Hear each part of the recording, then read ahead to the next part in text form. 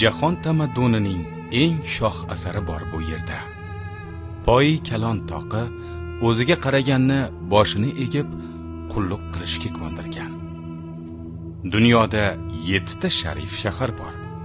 Makka, Madina, Quddus sharif, Mozor sharif, Bag'dod, Damashq va Buxoroy sharif. Buxoro Buyuk Ipak yo'lining eng muhim chorrahasida joylashgan.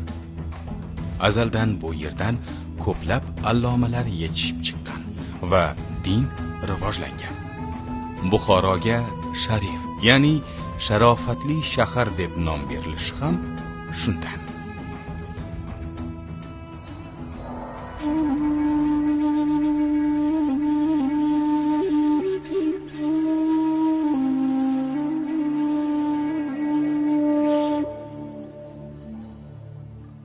Buxoro azaldan madaniyat maskani bo'lib kelgan.